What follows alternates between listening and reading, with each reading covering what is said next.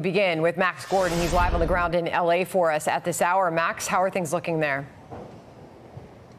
Hey there, Sandra. Well, relative calm here at the federal complex in downtown LA. This has really been the epicenter of the protests. But as you can see around me, not very many protesters, really more media than protesters at this moment. Just some National Guard soldiers standing guard at this moment. Also no sight of the 700 Marines that have been deployed from 29 Palms. Those Marines are still down in Seal Beach, just south of the LA area. They're conducting training. And when they are going to be getting to the Los Angeles area into downtown LA, they will not have any live ammunition and they will not be conducting law enforcement activities. They'll just be protecting buildings like this one, federal buildings, as well as protecting federal employees as well. But as you can see all around us, this is the scene at this hour. Now, a curfew has also been put into place for downtown LA from 8 p.m. until 6 a.m. for the next several days. Mayor Karen Bass said it was in response to 23 businesses being looted Monday night. 17 people were arrested last night for curfew violations. While protesters again blocked freeway traffic and clashed with law enforcement yesterday, demonstrations have been growing smaller. Meanwhile, law enforcement has been cracking down. On Tuesday, LAPD arrested more than 200 people during the protest, with 3 people arrested with guns. One person arrested for assault with a deadly weapon on a police officer, and another arrested for pointing a laser at an LAPD helicopter. President Trump saying in a recent phone call he chastised California Governor Gavin Newsom for his handling of the protests. I mean, I've always had a good relationship with him. He just doesn't do a very good job. He should have never been allowed to start. And if we didn't get involved, Los Angeles would be burning down right now, just like the houses burned down. Since Friday, ICE has arrested hundreds of suspected undocumented immigrants in raids across Southern California. The agency has highlighted the arrest of criminals, pointing out suspected gang members, child sex abusers, and murderers who have been targeted in these raids. But in an address to the state on Tuesday night, Governor Gavin Newsom said that the Trump administration is pushing mass deportation, indiscriminately targeting immigrants. I know many of you are feeling deep anxiety, stress, and fear, but I want you to know that you are the antidote to that fear and that anxiety. What Donald Trump wants most is your fealty, your silence to be complicit in this moment. Do not give in to him. Meanwhile, ICE raids continue here in Southern California with reports of agricultural communities now being targeted. Back to you. All right, Max Gordon live there in LA for us. We'll check back in with you again soon. John?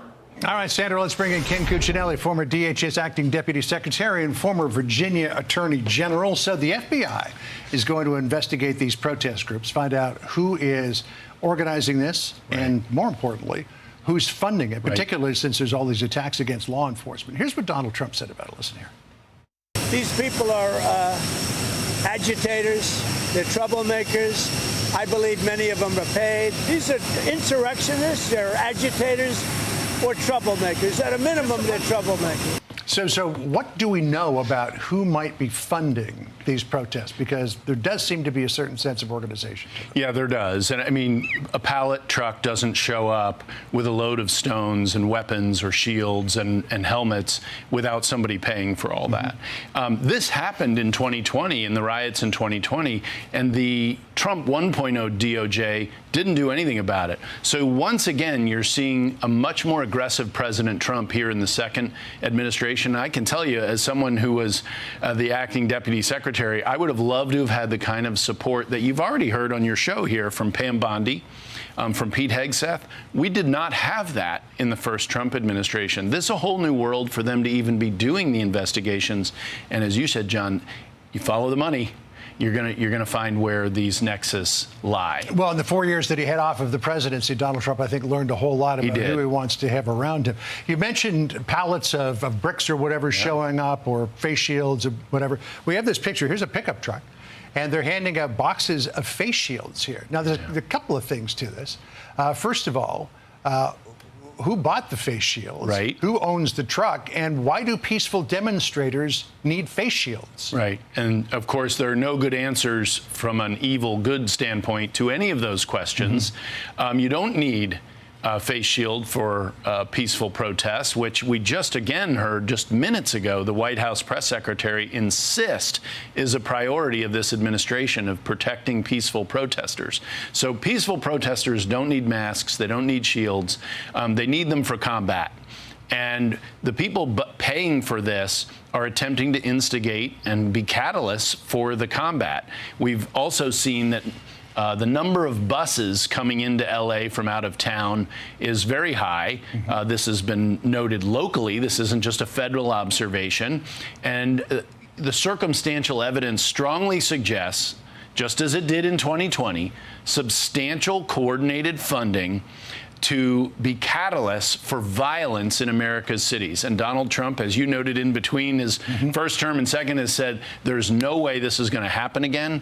We never got the National Guard when we had cities in flames in 2020. He waited but a day or two from the start of violence, and let's be clear, Gavin Newsom is muddying this up. Violence occurred before the National Guard was called, and the president brought the National Guard in, and he's prepared to use the Marines to back up the National Guard as well.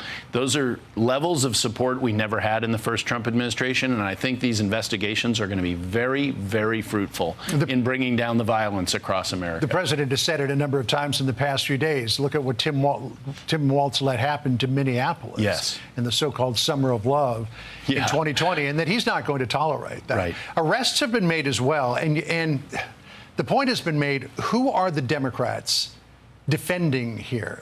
Listen to what Bill Lasadley, the U.S. attorney in California, said about an arrest.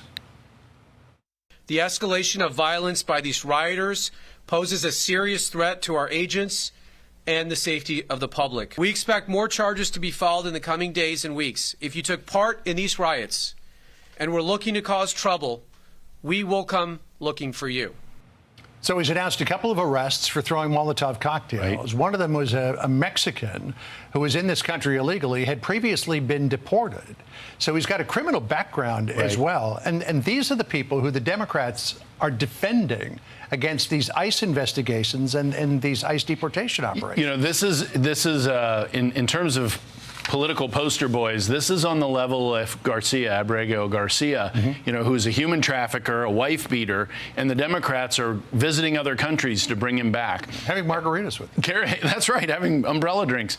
And now here we have criminals. You know, you don't loot in support of an anti-ICE peaceful protest. Happens. Of course, it always happens. And so here you have, thankfully, again, a difference, a very aggressive U.S. attorney. We didn't have that in Portland, Oregon, for example. We had 340 officer injuries in the Summer of Love. and very few prosecutions. We now have very aggressive prosecution going on. And the Democrats are latching their wagon to folks who, when these investigations are done, they're going to look just as bad as the Abrego Garcia situation. It does seem rather strange that some people think that the best way to protest Trump immigration policies is to steal a new flat screen TV and a pair of sneakers. Well, or burn an American flag and wave Mexico's. Or burn a car, I don't know. Ken, great to see you. Thanks for coming. Good to be with you, as always. Appreciate it. Sandra?